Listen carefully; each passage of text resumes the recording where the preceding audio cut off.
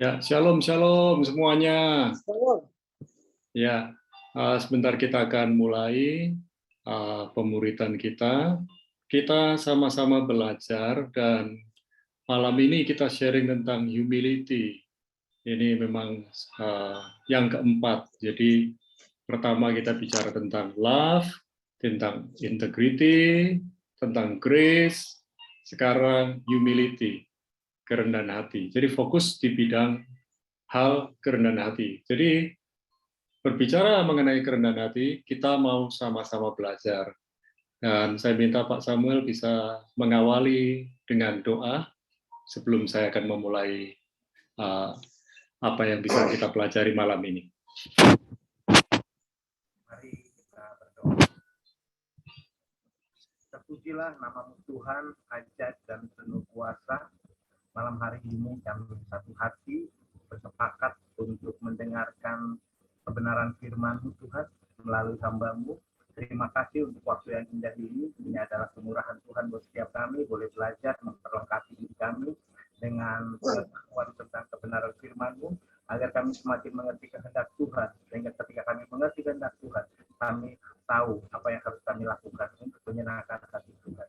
Terima kasih Bapak, biarlah hikmat pewahyuan yang datang daripada surga Tuhan curahkan buat hamba-Mu yang malam hari ini akan menyampaikan kebenaran firman. Kami anak-anak-Mu Tuhan, siap belajar dalam nama Tuhan Yesus. Haleluya, amin. Amin, amin, amin. Ya, tumben ini suaranya di Pak Sam kurang kencang, kurang keras. Apakah jarak mikrofonnya kurang dekat atau apa begitu? Ya. Kalau sekarang masih mute, ya. Oke. Nah, Bapak Ibu, saya mau sharing tentang lakukan kebenaran dan kebaikan.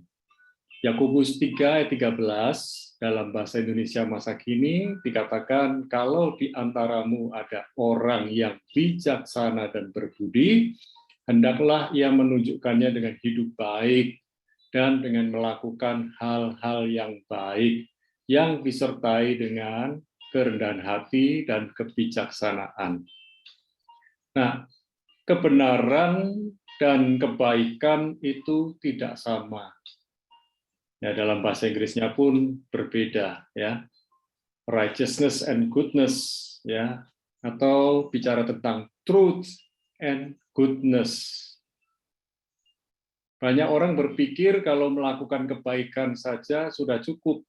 Ternyata kebaikan saja tidak cukup. Kita harus mau nggak mau melakukan kebenaran dan kebaikan.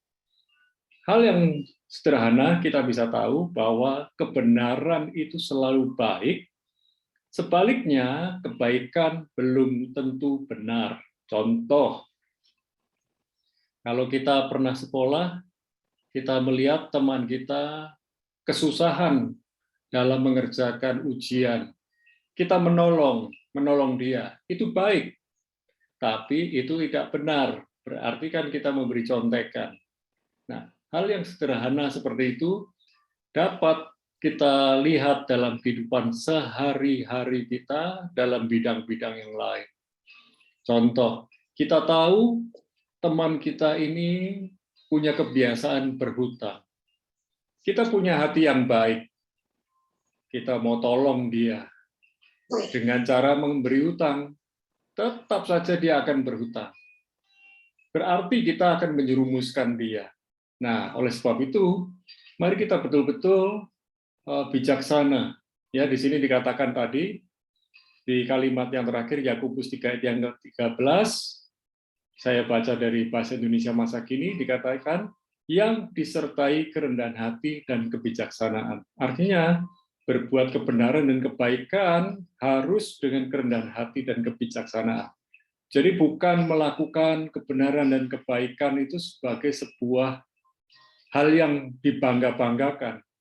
Karena itu memang standar kehidupan kita. Kita mau nggak mau melakukan kebenaran dan kebaikan. Hal melakukan kebenaran dan kebaikan dalam kerendahan hati dan kebijaksanaan akan berdampak yang positif dan luar biasa. Mari kita lakukan dari hal-hal yang kecil. Dan tentu saja melakukan kebenaran dan kebaikan itu tidak pernah merugikan kita. Ada banyak orang berpikir kalau melakukan kebenaran dan kebaikan itu akan merugikan kita. Berarti kita mulai hitung-hitungan. Karena pola pikir itu, pola pikir dunia. Kalau saya berbuat benar dan baik, berharap pamrih orang membalas kita, itu standar dunia. Nah, standar kebenaran firman Tuhan, kita melakukan kebenaran dan kebaikan bukan untuk dibalas. Kita sudah menikmati kebenaran dan kebaikan dari Tuhan, kemurahan dari Tuhan. Kita membalas kebaikan kemurahan Tuhan dengan cara melakukan kebenaran dan kebaikan setiap hari. Dan di zaman now, tantangannya luar biasa. Godaan-godaan banyak. Dan perhatikan baik-baik. Mari kita belajar menjalani kehidupan yang benar dan baik itu setiap hari. Setiap hari. Godaannya melakukan kecurangan, godaannya melakukan hal-hal yang kelihatannya nggak apa-apa lah, bohong-bohong dikit nggak apa-apa, tapi bohong dikit dengan bohong banyak itu sama saja. Ini yang luar biasa. Ketika kita melakukan kebenaran dan kebaikan tanpa pamrih, Tuhan yang akan balas sendiri. Setiap perbuatan kebenaran dan kebaikan kita yang disertai dengan cinta Tuhan. Karena kita membalas cintanya Tuhan, Tuhan sendiri yang akan balas. Saya perhatikan orang-orang yang melakukan kebenaran dan kebaikan itu menikmati berkat-berkatnya. Tadi sore saya baca-baca tentang Dr. Gunawan. Ada yang dengar nama Dr. Gunawan? Boleh lambaikan tangan. Nama ini kan baru terkenal akhir-akhir ini. Atau mungkin kita nggak tahu dokternya Deddy Corbuzier. Ini baru. Oh ya. Ya, ternyata dia dan istri suka berbagi, suka menolong, suka memberi. Ya, saya percaya jalannya Tuhan luar biasa. Ketemu dengan orang seperti Deddy Corbuzier yang ditolong, dan yang ditolong ini tahu diri. Sehingga setelah menikmati pertolongan dari dokter Gunawan, akhirnya Deddy Corbuzier memberikan 1 koper uang, jumlah tidak diceritakan, plus 1 mobil. Untuk uang, dia bilang ini untuk mendukung pelayananmu menolong orang, sementara mobil itu untuk mengganti mobilnya yang dijual untuk menolong orang. Nah, saya yakin hal kebenaran dan kebaikan yang dilakukan dengan cinta akan Tuhan tanpa pamrih, suatu hari akan berbalas. Caranya Tuhan membalas itu bisa berbagai macam cara. Dan saya sendiri yang membaca, wah ini luar biasa. Banyak hal yang bisa kita pelajari dari hal ini. Jadi kita nggak perlu muluk-muluk melakukan hal-hal yang besar, tapi mulai dari hal-hal yang kecil. Perhatian kita, kepedulian kita kepada orang lain. Berapa hari yang lalu, putri kami, Shalom, ngomong, ada temannya butuh buku, dukungan buku, karena nggak punya buku dan nggak bisa beli buku. Saya dan istri rundingan, ayo kita dukung, kita bantu. Ya, paling tidak kita ini masih bisa diberkati Tuhan untuk jadi berkat. Ayo kita dukung. Hal kecil, nggak besar, nggak muluk-muluk. Tapi kami belajar dari hal yang kecil. Nah, saudara yang dikasih Tuhan, Tuhan itu akan balas setiap kebenaran dan kebaikan yang sudah kita lakukan kepada orang lain. Pertanyaannya, dan mari kita bisa sharingkan bersama-sama. Sudahkah kita melakukan kebenaran dan kebaikan setiap hari? Mari, Pastor Febri bisa jawab dan bisa bagi cerita tentang kebenaran dan kebaikan. Tema malam ini adalah lakukan kebenaran dan kebaikan. Shalom semuanya. Shalom. Saya gimana ya ceritanya ya? Oke, saya waktu kembali dari Australia tahun 2004, saya kembali dari Australia, terus membantu kepada calon mertua waktu itu, masih calon mertua, belum married sama anaknya. Dari membantu, kebetulan usaha calon mertua ini jual beli mobil second. Nah, itu saya belajar banyak, terus dekat dengan Tuhan. Nah, mobil second namanya mobil second. Kalau mau jualan, mau untung, istilahnya kan pasti harus ngomongnya baik, semuanya baik. Singkat cerita, itu menjadi kendala dalam diri saya waktu itu. Tadinya akhirnya saya punya enggak jualan-jualan terus, susah untuk jualnya. Saya mau ngomong baik juga itu dalam hati salah juga ini ya. Ya namanya mobil second, dia beli mobil second mestinya juga pasti tahu namanya mobil second, bukan mobil yang grace pun kadang-kadang ada yang cacat produksi kadang-kadang. Nah, ini apalagi mobil second. Jadi harusnya mereka memaklumin, tapi dalam hati kecil saya itu agak bertentangan terus untuk berbisnis dalam mobil second ini ya. Singkat cerita susah untuk menjual karena mau ngomong bagus gimana, nggak ngomong bagus nggak kejual-jual juga ya. Ya saya melakukan coba ya mengatakan apa adanya. Jadi belajar dari kecil-kecil itu, saya melakukan apa adanya. Akhirnya saya banting setir bukan di usaha itu. Jadi saya coba di tempat ya untuk melakukan kebaikan dan kebenaran. Memang tantangannya berat kalau hari-hari gini gitu ya, apalagi dalam dunia bisnis gitu, tantangannya berat. Tapi memang ya harus diperjuangkan. Seperti kehidupan kita ya, bersama Tuhan ini kan perjuangan iman, perjuangan yang Tuhan sudah berikan buat kita, kasih karunia Tuhan terlebih cukup. Memang kita teladannya Tuhan Yesus sendiri. Kalau menurut saya ya, teladannya Tuhan Yesus sendiri. Kita ini semua masih belum sempurna. Saya sendiri belum sempurna. Jadi masih terus belajar. Dari jatuh bangun mungkin kita belajar terus. Tapi ya belajar kita mau merendahkan diri di hadapan Tuhan juga. Kita tahu bahwa kita bukan apa-apa tanpa Tuhan. Yesus sendiri yang sebagai Raja, sebagai Bapa, bahkan dia melayani, ya, membasuh kaki para murid-muridnya. Jadi dengan kerendahan hati terus belajar untuk menyatakan kebenaran. Setiap hari ini tantangan, tapi worth it untuk kita perjuangkan. Karena kekekalan yang kita akan raih bersama dengan Tuhan.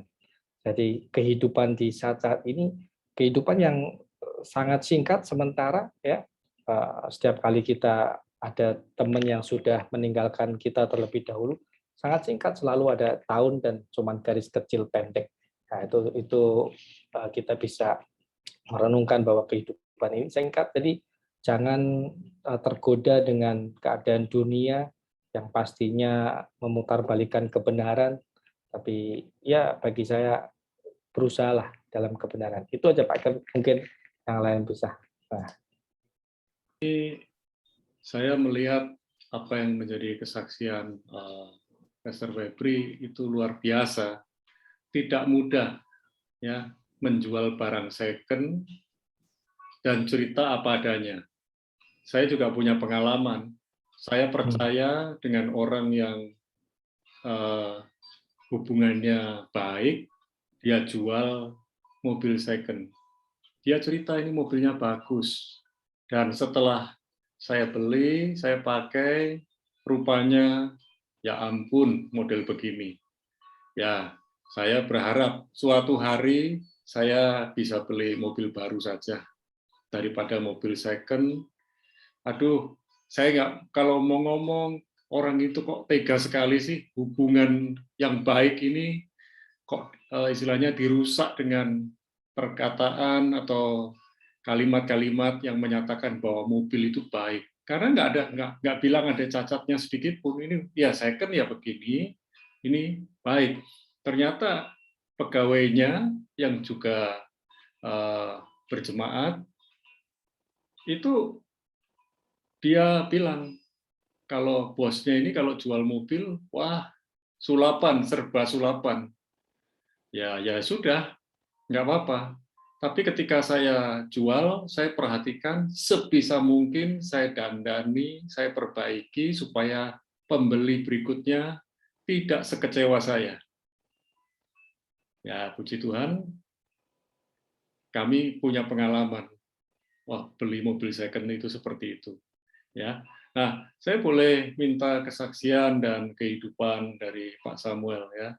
Yang dulu bekerja sebagai apa, sekarang seperti apa, dan dulu tantangannya melakukan kebenaran dan kebaikan, dengan sekarang ini bagaimana? Boleh, Pak? Suara saya sudah jelas, Pak. Nah, suara kurang jelas, Mas Ian, Pak. Seperti jauh begitu. Jauh. Ini saya udah pakai mikrofon. Belum ya? Belum. Semuanya sebenarnya udah volume juga udah maksimal. Berarti mungkin perlu pakai headset begitu, Pak. Saya udah pakai headset, Pak. Oh, gitu ya. Wow. Mungkin ada gangguan kali ya, Pak. Ya. Atau mungkin yang lain dulu kali, Pak. Ya, saya yang lain dulu saja, boleh. Ya. Oke, boleh. Saya berikan kepada yang lain. Pak Agus, ya. Saya mau tahu Pak Agus itu dulu sebelum menjadi seorang hamba Tuhan itu sebagai apa, Pak? Terus tantangan melakukan kebenaran dan kebaikan dalam kehidupan sehari-hari itu seperti apa? Ya, selamat malam. Apakah suara saya jelas? Bisa terdengar? Malam, jelas sekali, ya. Sedari dulu sempat habis sekolah itu tahun 96 itu sempat mau bekerja. Ini ya, yang penting bekerja, mencari uang, ya, punya penghasilan sendiri. Jadi awalnya tidak melayani, sampai mungkin habis lulus sekolah itu SMA 1 bulan baru mengambil keputusan untuk sekolah, ya sekolah pemuritan. Waktu itu di Youth with Amazing, jadi ya senuahan anak muda. Itu pun bukan suatu yang gampang bagi saya, karena dari orang kampung, orang mudik ke kota, ya jadi dari Banyuwangi sampai ke Pulau Lombok di Mataram itu suatu perubahan yang besar. Dari orang kampung yang biasa kalau ngomong dengan orang itu suka-suka saya, ketika saya berkumpul dengan berbagai macam suku, ya ada orang Manado, ada orang Batak, ada orang Bali, ada orang Sunda. Nah, di situ mulai kelihatan, ya kelihatan aslinya. Ternyata sangat kampung sekali ya. Saya sampai akhirnya saya sempat mau mutun pelayanan karena gara-gara saya dikatakan kamu ini seorang Jawa, enggak ngerti sopan santun. Wah, saya sempat marah ya. Karena waktu itu dia mentor saya, akhirnya sama-sama jadi mentor. Dia ngomong seperti itu, akhirnya saya sempat down, sempat hampir memutuskan tidak pelayanan. Namun Tuhan tetap mempertahankan sampai teman saya bilang, itu proses bagi kamu, supaya kamu bisa lebih baik lagi melayani Tuhan, supaya kamu tidak berpaku kepada keadaan, kamu perpanjang dengan sukumu. Dia harus bisa mengerti dengan keadaan suku-suku yang lain. Jadi kamu bisa bisa mempertahankan orang Jawa itu begini, enggak. Jadi harus bisa menerima orang lain juga, suku-suku yang lain dengan gaya yang berbeda. Ya, ada yang keras, kalau ngomong belak-belakan, ya, kamu bisa menerima. Oh ya, saya belajar itu, dan itu pun belum sampai situ, sampai akhirnya saya juga pindah ke tempat yang lain. Belum sampai selesai juga, saya harus mengalami pemuritan, ya, pemuritan yang sangat-sangat membuat, ya, sebenarnya yang salah bukan saya, bukan pemimpinnya. Jadi karena memang saya perlu diproses lagi, harus bisa merendahkan hati dan merendahkan diri. Nah, kadang-kadang orang kalau sudah melayani kan merasa aku sudah bisa semuanya, aku tidak perlu dibentuk lagi. Ya, ternyata ya, sampai dalam waktu kurang lebih 6 tahun ya masih mengalami proses yang namanya pendudukan diri. Ya, harus bisa mendudukan diri dengan seorang pemimpin. Saya tahu itu bukan hal yang mudah, tapi itu proses yang memang harus saya jalani. Waktu menjalani merasa paling benar. Nah, orang lain yang salah, aku yang benar. Tetapi ketika masa-masa proses itu mulai terus dan menyadari ternyata orang-orang itu membentuk saya untuk menjadi lebih baik lagi. Ya. Tanpa mereka saya tidak akan jadi seperti ini. Keputusan yang saya ambil untuk tetap menghargai mereka, merendahkan hati di hadapan mereka, berterima kasih kepada mereka, itu membuat saya kuat sampai sekarang ini melayani. Ya. Tanpa kerendahan hati, saya tidak akan bisa seperti ini. Saya akan berkata kalau tidak rendah hati, saya akan tetap, wah itu salah. Tapi saya menyadari bahwa semuanya Tuhan atur untuk membuat saya menjadi orang yang belajar rendah hati dalam melayani. Prosesnya juga sampai sekarang saya belajar untuk rendah hati. Dan sekarang saya tetap melayani, baik anak muda maupun juga orang tua. Nah, kadang-kadang bertemu dengan orang tua itu mesti belajar untuk menghargai dan merendahkan hati. Ya. Terkadang kita sudah benar, disalahkan, apalagi salahkan lagi. Tapi belajar untuk rendah hati bahwa belajar untuk menerima orang lain itu suatu hal yang membahagiakan hidup kita. Kadang ada banyak orang kita minta dimengerti, namun lebih baik kita mengerti orang lain. Jangan sampai nanti kalau saya tua, saya juga seperti itu. Dan saya belajar dengan keadaan hari-hari ini, ya, untuk bisa menghargai dan membuat saya tetap rendah hati, ya, bukan rendah diri, tapi rendah hati di hadapan Tuhan dan di hadapan manusia. Karena saya tahu ketika kita rendah hati, ya, kedewasaan itu akan muncul dan akan semakin dewasa dalam Tuhan. Terima kasih Pak David, itu yang saya sampaikan. Tuhan Yesus memberkati. Ya, sebuah kisah yang luar biasa. Kita hari ini ada karena proses. Jadi saya membayangkan kalau kita melihat cincin yang kita pakai, kita kan nggak pernah tahu siapa yang buat cincin itu, betul? Tapi orang yang melihat cincin kita, mereka bisa melihat, wow, cincinnya bagus, indah. Tukang pembuat emas mungkin tidak terkenal, tetapi hasilnya itu bisa terkenal. Saya membayangkan kayu aras. Kayu aras itu di Lebanon. Nah, saya pernah sampai di perbatasan Lebanon. Saya melihat kayu-kayu aras. Kayu-kayu aras itu sama seperti kayu cemara. Adanya di tempat yang tinggi. Di Lebanon tempatnya tinggi, Yerusalem juga tempatnya tinggi. Bayangkan dari tempat tinggi dibawa ke tempat yang tinggi. Harus lewat air. Dialirkan lewat air, dipotong dulu, dialirkan lewat air, diangkat lagi sampai ke gunung, karena Yerusalem itu di gunung. Dari gunung dibawa ke lembah, dibawa lagi ke gunung. Tapi tahukah Bapak Ibu, ternyata kayu aras itu salah satu bahan yang dipakai untuk membangun bait suci. Wow, saya bisa berkata luar biasa. Kita nggak tahu siapa yang motong, tetapi kayu aras itu dipotong sedemikian rupa menjadi bahan yang indah. Demikian pula kehidupan kita. Siapapun boleh dipakai Tuhan untuk proses kehidupan kita, namun jangan sampai kita salah berespon. Jangan sampai kita ini salah bereaksi. Ya, itu sangat melelahkan. Kemudian berbicara mengenai melakukan kebenaran dan kebaikan. Saya andai kata hari ini berbuat kebenaran dan kebaikan kepada Pak Samuel, kepada Pak Febri, kepada Bu Priscilla, kepada Pak Agus, dan semua yang ikut dalam pemuritan ini.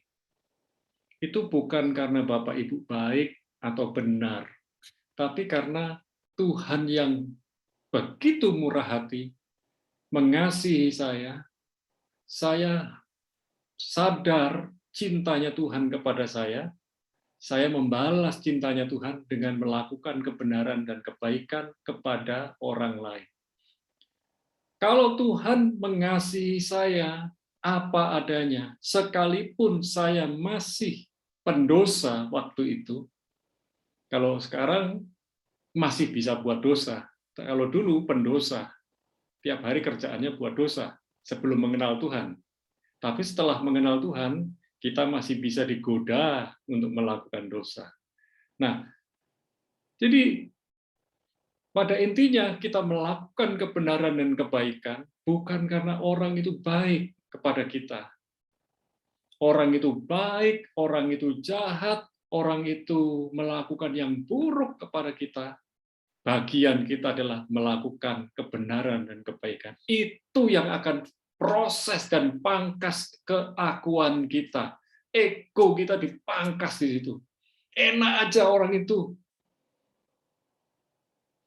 Aku sudah buat baik kok, nggak tahu diri.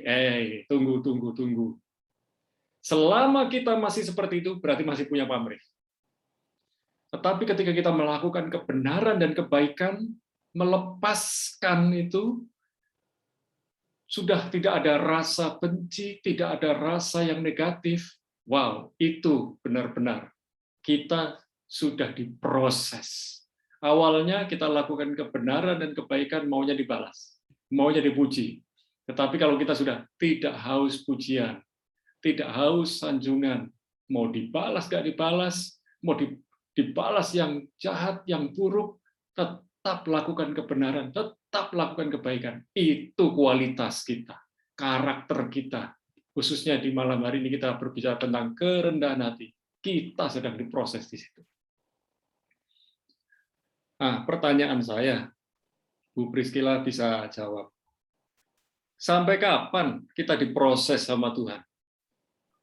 Untuk tetap bisa rendah hati, makin rendah hati, dan akhirnya benar-benar orang bisa mengakui kita ini benar-benar rendah hati. Bu, boleh Bu Priscilla sedikit bercerita, bisa jawab. Mute-nya dilepas sebentar.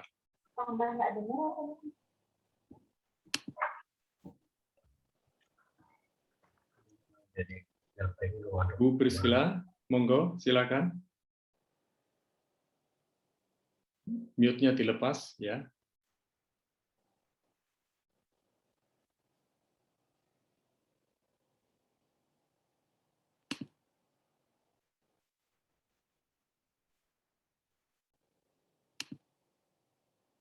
Halo. Ya, shalom. Ya. Silakan Ibu. Iya. Saya sangat bersyukur saat malam ini bisa mendengar kebenaran tentang kerendahan hati dan kita bekerja melayani sesama itu bukan karena kita baik, tapi karena Tuhan. Jadi kita apabila kita melayani orang itu, kita harus mengambil seperti Pak David pernah juga dalam renungan mengatakan melayani Tuhan. Ya, saya bercerita tentang ada suatu pada saat kami menjadi gembala sel group itu kami ada satu anggota sekeluarga ikut, kemudian suaminya belum. Jadi kami sering ke sana, meskipun tidak dianggap, tidak diapa. Kadang kami datang, siapa datang? Oh tuh, Bapak Ahmadi sama Bu Priscil. Terus dia bilang, aku tak nunggu, kayak gitu ya. Padahal itu adalah ketua PLN, apa itu ya. Kemudian akhirnya satu hari dia terus cerita dengan telaten ke sana, akhirnya dia mau ikut komsel juga, lalu grup, terus akhirnya pada suatu hari ya ini yang menjadi dia kan mau mantu karena menantunya itu ya juga satu keluarga anak Tuhan, orang Kristen. Terus suatu hari mau menikahkan anaknya itu besanan dengan sama orang Kristennya. Terus ada masalah antara calon pengantin ini, anaknya bapak itu adalah yang calon pengantin wanita, yang pihak sini yang pria. Dan kemudian mereka ada masalah kemudian tengah waktu itu pukul 11 ya, 11 malam. Kemudian yang kakak dari calon pengantin ini telepon kami, Bu Priscilla, tolong datang ke sini. Gitu. Kami, ini adalah namanya Roni, gitaris dari Komsel ya. Loh, ada apa? Ini ada masalah besar. Aduh, berat. Karena akan menikah, nanti jadi buyar gimana ini, nama Tuhan tidak dipermuliakan. Oh ya. Oh, apa sebaiknya telepon Bapak Gembala. Waktu itu kan kami masih di gereja lama ya. Oh, enggak. Bapak Almaji sama Bu Priscilla saja datang ke sini. Oh ya. Terus saya bilang, iya. Gimana ya? Kita belum mengalami ada orang ribut mau mantu gitu dekat sekali. Baik kita berdoa dulu gitu ya. Kita berdoa, akhirnya kami berangkat ke sana. Ternyata masalahnya itu antara ya ini calon anaknya bapak ini dengan kakaknya dari calon pengantin ini perempuan, masalah pakaian gitu. Terus tapi yang ini kan sudah lama dan saya sampai di sana saya bilang gini. Saya bilang pada suami saya, Pak Almaji, kamu menghadapi bapak di tempat lain. Dan saya yang ini, yang kakaknya dari calon pengantin pria. Saya tidak bilang apa-apa, karena saya hanya bilang, waktu itu namanya Indra, kamu adalah anak Tuhan. Sedang calon besanya orang tuamu itu baru saja percaya Tuhan. Apabila sampai itu murtad, tidak mau, kamu akan dipakai dikilangin lehermu dan dimasukkan laut yang paling dalam sekali. Apakah kamu mau? Oh iya Bu, saya tidak mau Bu. Tapi gimana saya caranya? Ya kamu, walaupun kamu benar, memang dia benar, yang benar dia gitu. Jadi dia karena membela anak perempuannya itu yang benar. Walaupun kamu benar, kamu harus ingat, Bapak besanya calon besan itu adalah sudah tua, ya. Satu. Kedua, dia itu baru saja menjadi anak Tuhan. Oh, jadi saya harus minta maaf ya. Iya sudah, gitu aja. Saya tidak mau tahu persoalannya apa. Pokoknya kamu gitu. Terus tiba-tiba sudah selesai masuk ke dalam. Saya kaget, nyembah sungkem ke bawah. Minta maaf. Jadi bapaknya itu kan memang suku Jawa. Jadi melihat seperti gitu hatinya kan apa istilahnya ternyuh ya, jatuh hati, akhirnya memaafkan. Tapi ya enggak semudah itu. Mulai jam 11 sampai jam 1 malam saya pulang dari berbicara jam 1 malam. Terus akhirnya mereka sudah rukun kembali, akhirnya terus konsel tetap berjalan, mereka semua datang hadir, selalu hadir. Tiba saatnya kemudian terjadilah pernikahan itu, resepsi dijalankan dan berjalan dengan baik dengan cara Kristen oleh hambanya tuh Bapak Gembala yang memberkati ya. Terus pernikahan kudus dulu, akhirnya menuju ke gedung resepsi. Jadi saya waktu itu mikir, oh terima kasih Tuhan, saya ini tidak pernah ngalami Tuhan, tidak pengalaman saya itu melihat orang gegeran seperti gitu. Parah, hampir diputuskan karena parah Tuhan. Terima kasih Tuhan, Engkau telah memberi saya berkata-kata sehingga kata-kata itu saya dan suami saya dipimpin oleh Roh Kudus sehingga menjadi baik-baik semuanya. Itulah kemurahan Tuhan yang dapat saya saksikan saat ini. Terima kasih. Sekian. Tuhan berkati. Ya, saya sangat diperkaya dengan kesaksian-kesaksian yang luar biasa dari Bapak dan Ibu. Memang sebuah pertengkaran itu dimulai dari minimal ada satu orang yang sombong. Dan pertengkaran itu akan makin luar biasa di mana terjadi dua orang yang sama-sama mempertahankan harga dirinya, mempertahankan pendapatnya. Hanya orang yang rendah hati yang mau memberi kesempatan buat orang lain, memberikan kesempatan buat orang lain untuk menceritakan semuanya. Dan ada satu hal yang kita bisa tambahkan di sini. Asumsi. Hati-hati dengan asumsi. Ya, asumsi itu cara kita berpikir. Contoh, saya tidak mengenal Pak Febri lebih baik daripada istrinya. Saya hanya ketemu Pak Febri sekilas, tapi istrinya ketemu setiap hari. Saya tidak berhak untuk menilai Pak Febri. Ya, dari sikapnya saya melihat dari jauh, kalau ngomong seperti ini, seperti itu, tapi saya tidak tahu isi hatinya lebih dalam. Nah, mari kita belajar untuk tidak buru-buru berasumsi buruk tentang orang lain. Siapapun dia, termasuk orang-orang, mohon maaf, yang kita anggap rendah pendidikannya.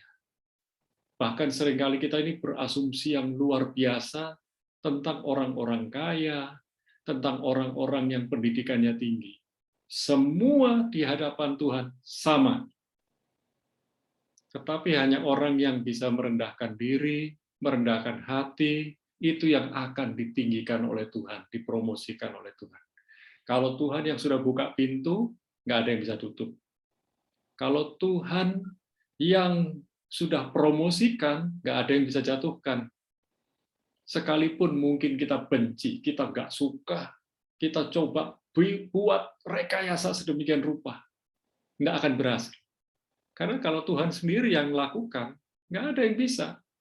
Bayangkan, contoh, 1 Samuel pasal 16, Daud hanya menggembalakan kambing domba 2-3 ekor menurut kakak-kakaknya. Tapi tidak ada pesta di rumah Isai tanpa Daud. Badannya paling kecil, paling mungil, karena memang adik bungsu. Tetapi kakak-kakaknya yang tinggi, besar, tegap, karena mereka tentara, ternyata tidak dipilih oleh Tuhan. 1 Samuel pasal 17. Rencana Tuhan itu hebat. Daud diutus papanya ke medan pertempuran untuk kirim makanan. Itu Bapa Surgawi itu peduli dengan anak-anaknya yang bertempur. Jadi kalau kita setiap hari bertempur, melakukan pertempuran rohani, pergumulan hidup setiap hari, perhatikan Bapa Surgawi perhatian sama kita. Dia akan kirim kebutuhan-kebutuhan pertempuran kita. Kalau yang namanya Isai saja bisa begitu peduli dengan anak-anaknya, apalagi Bapa Surgawi. Nah, di tengah-tengah situasi dan kondisi pertempuran, ternyata orang-orang Israel itu takut melawan Goliat. Anak muda yang tidak punya pengalaman pakai pakaian perang, akhirnya dipromosikan oleh Tuhan. Untuk apa? Untuk maju berperang. Dan ternyata dia berperang dengan pakaian yang dia punya sendiri. Tuhan mau kita nggak pakai pakaiannya orang lain. Kita nggak meniru orang lain. Dengan keberadaan diri kita, ayo kita belajar sungguh-sungguh percaya, memaksimalkan karunia, talenta, kecakapan, kepandaian, hikmat yang Tuhan berikan buat kita. Di bidang apapun, sekecil apapun yang dipercayakan Tuhan kepada kita, lakukan dengan sungguh-sungguh. Nah, Bapak Ibu, pada akhirnya yang luar biasa terjadi. Yang namanya Daud, akhirnya betul-betul mulai dipromosikan oleh Tuhan. Cerita-cerita lain dalam Alkitab begitu banyak. Dan kisah-kisah kehidupan di dunia ini begitu banyak yang bisa kita pelajari setiap hari. Bapak Ibu, mari kita belajar memperhatikan. Satu pertanyaan saya yang terakhir. Apa motivasi kita dalam melakukan kebenaran dan kebaikan setiap hari? Pak Samuel, apakah bisa mencoba untuk menyampaikan suaranya? Apakah bisa?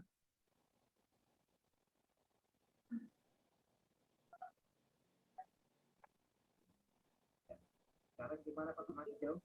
Ya, masih cukup jauh. Tapi boleh sedikit Pak, sampaikan sedikit nggak apa-apa. Apa yang mendorong Bapak untuk melakukan kebenaran dan kebaikan setiap hari? Motivasi Bapak. Yang pasti setelah saya tahu kebenaran, ya motivasi kita adalah dalam kehidupan ini adalah kan mempermuliakan Allah Tuhan. Goalnya kita itu yang mempermuliakan Allah Tuhan. Tapi seiring berjalannya waktu, kadang-kadang kita keluar juga manusianya kita gitu kan.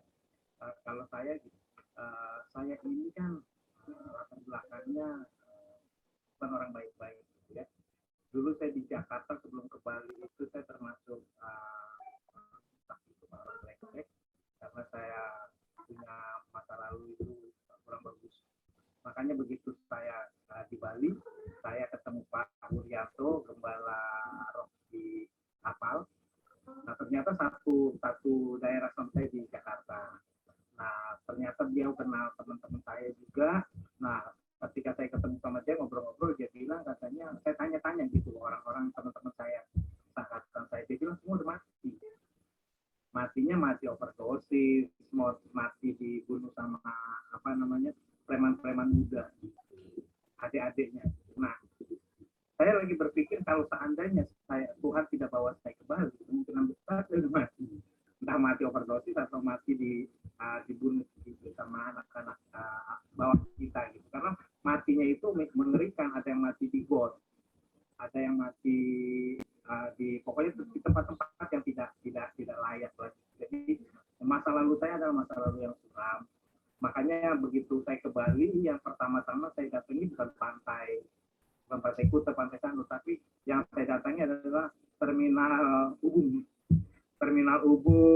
terminal Kereneng gitu, karena saya anak terminal gitu Pak ya. Jadi saya anak jalanan gitu. Jadi yang pertama-tama saya datangin gitu, ke terminal-terminal, ke pasar-pasar gitu. Ternyata saya nggak masuk gitu, nggak cocok.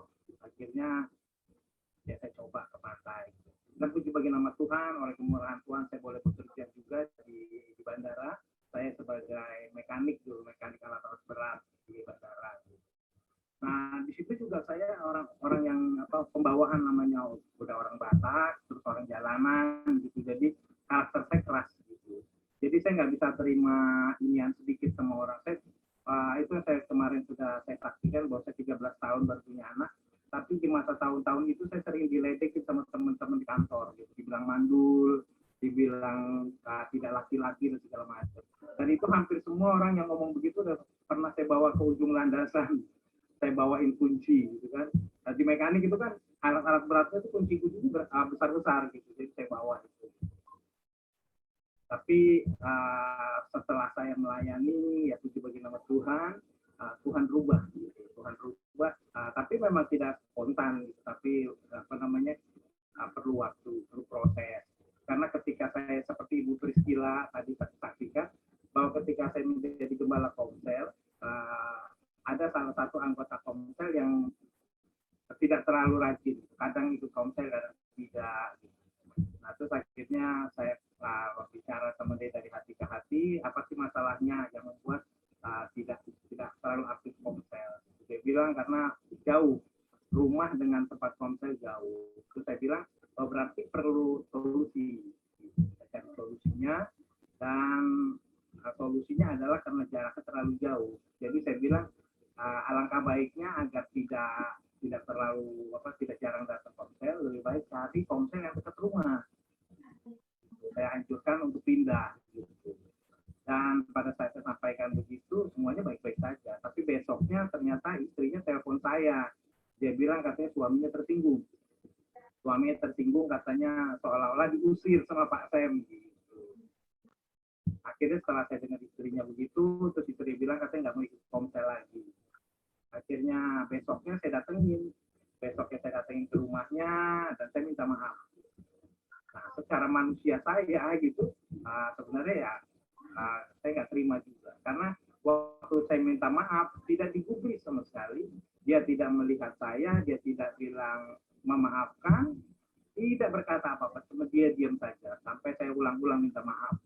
Akhirnya karena tidak direspon dengan baik, akhirnya saya pulang. Ketika saya pulang, terus mereka memutuskan untuk tidak ikut Komsel lagi. Dan juga dia akhirnya pindah gereja, tapi gerejanya tetap di Rock, tapi dia gerejanya di Rock Kute. Dia tidak mau lagi ikut satu gereja dengan saya. Tapi akhirnya saya tetap hubungi mereka, saya bilang nggak apa-apa pindah gereja, sama Rock. Tapi kalau bisa tetap ikut Komsel. Akhirnya mereka ikut Komsel, pindah Komsel, ternyata hanya beberapa kali aja. Dan akhirnya nggak pernah Komsel lagi. Terus akhirnya beberapa waktu saya hubungi lagi, terus dia bilang saya udah nggak lama nggak ikut Komsel, kalau boleh saya boleh nggak ikut bergabung lagi dengan Komsel Pak Sam. Saya bilang boleh aja, pokoknya pintu Komsel kita terbuka. Ini bukan milik saya, ini milik Tuhan, jadi orang boleh mau keluar boleh, mau masuk boleh. Saya bilang begitu kan. Tapi dengan senang hati saya pasti menerima. Akhirnya saya himbau lagi untuk bergabung. Akhirnya mereka bergabung lagi. Dan puji bagi nama Tuhan. Akhirnya sampai saat ini mereka tetap kembali ke Komsel saya dan mulai aktif di Komsel kita. Gitu. Jadi sebenarnya kalau kita memikirkan kedagingan kita gitu, saya udah minta maaf loh Pak berulang-ulang, tapi dia tidak berbuat. Itu rasanya manusia saya. Tapi puji bagi nama Tuhan. Saya percaya itu karena perbuatan Roh Kudus pada saat itu Tuhan benar-benar memproses saya dan saya bisa menerima. Dan puji bagi nama Tuhan, hubungan kita sekarang bagus sekali. Hubungan kita bagus sekali, dan yang pasti semua yang kita lakukan yang motivasinya adalah mempermuliakan nama Tuhan melalui kehidupan kita, melalui pelayanan kita. Gitu. Dan puji bagi nama Tuhan, bukan sama orang anggota Komsel ini aja, tapi sama orang tuanya. Orang tuanya kebetulan juga di Banyuwangi. Nah, jadi hubungan kita sama orang tuanya pun bagus. Jadi semuanya akhirnya clear, semua baik-baik saja. Ya mungkin itu yang bisa saya sampaikan, Pak. Dan bukan hanya saya aja sih sebenarnya yang belajar, tapi dia juga belajar. Dia belajar banyak karena dia juga diproses oleh Tuhan. Jadi kita sama-sama belajar. Gembala Komselnya belajar, anggota Komselnya belajar, dan semua berjalan dengan baik sesuai dengan kehendak Tuhan. Ya, terima kasih. Itu aja, Pak David. Terima kasih, Pak. Ya, sangat memberkati. Jadi ketika kita ini meminta maaf, sekalipun kita benar, tapi daging kita masih berontak, artinya proses belum selesai. Tetapi sekalipun kita benar dan kita bisa merendahkan hati untuk berkata, I am sorry, maafkan saya, dan daging kita sudah tidak berontak lagi, dan itu bukan lip service, bukan hanya kata-kata dari bibir kita saja, tapi dari hati, itu akan mengubahkan. Itu akan mengubahkan. Dan saya percaya bahwa kerendahan hati itu membuka pintu-pintu pemulihan. Kerendahan hati membuka pintu-pintu pemulihan. Sekali lagi, kerendahan hati membuka pintu-pintu pemulihan. Amin. Jadi, waktu kita tahu orang itu salah, dan dengan rendah hati kita ini mau berkata, saya yang salah. Mengapa kita berkata, saya yang salah? Karena saya salah membuat Anda salah mengerti tentang saya.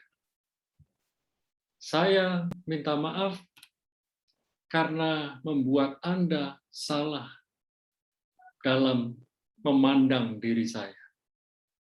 Kita mau kan dilihat dengan benar, dengan baik, apa adanya. Tapi asumsi orang lain kan bisa berbeda-beda. Sudut pandang orang lain bisa beda-beda.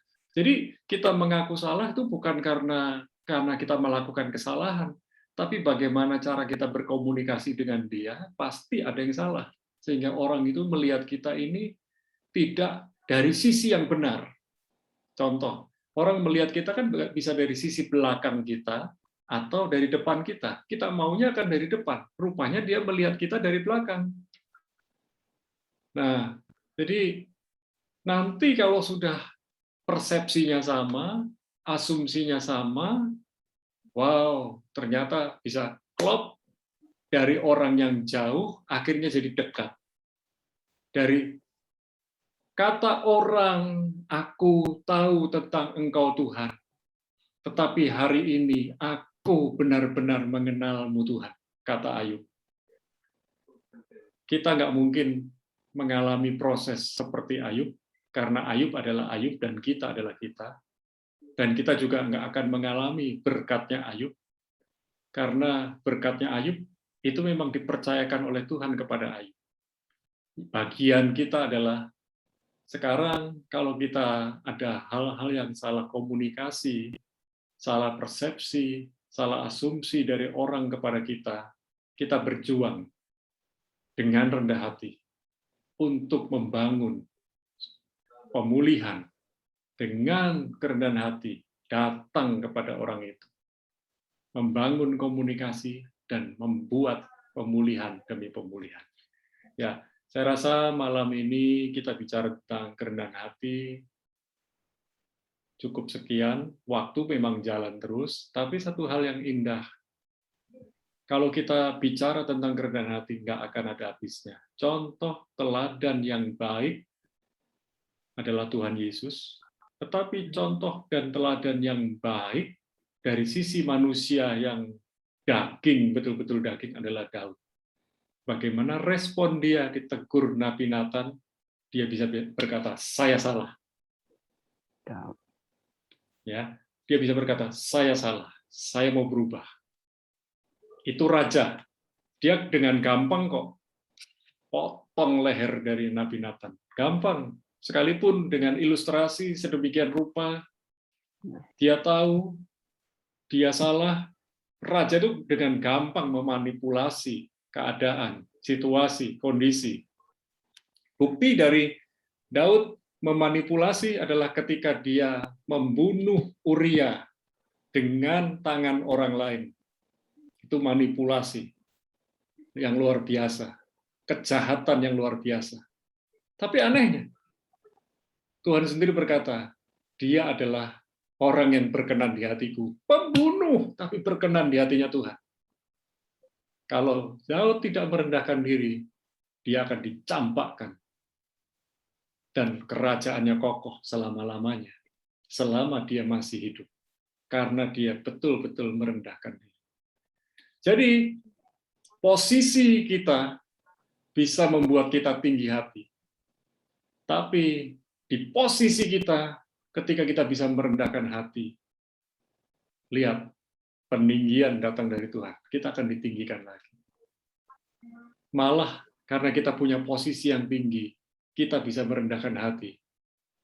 Orang akan kagum dengan Tuhan. Haleluya. Ya, malam ini kita akan akhiri. Jadi Bapak Ibu tetap kuat di dalam Tuhan. Tadi Pak Markus bilang ada tamu, jadi dia sambil mendengarkan. Ya, juga tadi ada Bu Marta bersama dengan kita. Kemudian yang baru masuk. Tadi ada yang sudah masuk terus keluar karena mungkin jaringan tidak kuat. Ya, tetapi kita akan terus bangun pemuritan online ini. Kamis depan jam 7 malam waktu Indonesia Barat pukul 19 kita akan lakukan lagi. Mari kita berdoa bersama. Bapa, dalam nama Yesus, malam ini kami sudah sharing satu dengan yang lain. Kami menyadari kami butuh diproses Tuhan seumur hidup kami. Oleh sebab itu, kuatkan kami, mampukan kami, melewati proses demi proses yang Tuhan kerjakan lewat berbagai hal, dan biarlah kami lulus dan menikmati berkat-berkat Tuhan. Karena kami lebih mengutamakan pribadi Tuhan daripada berkat-berkat Tuhan. Kami percaya Tuhan menuntun kami, Tuhan membimbing kami. Pekerjaan kami masing-masing, pelayanan kami masing-masing, rumah tangga kami masing-masing sudah diberkati Tuhan. Bahkan Tuhan membuka pintu-pintu yang tertutup buat kami. Dan Tuhan juga membuka pintu-pintu pemulihan buat orang-orang yang berpandangan buruk, berprasangka buruk, berasumsi buruk tentang kami. Pertemukan kami dengan mereka. Dan kami percaya Tuhan pasti beri solusi.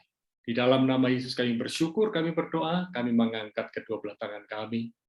Turunkan berkat-Mu, rahmat-Mu, dan segala yang terbaik dari Tuhan di dalam nama Bapa, Putra, dan Roh Kudus di dalam nama Yesus.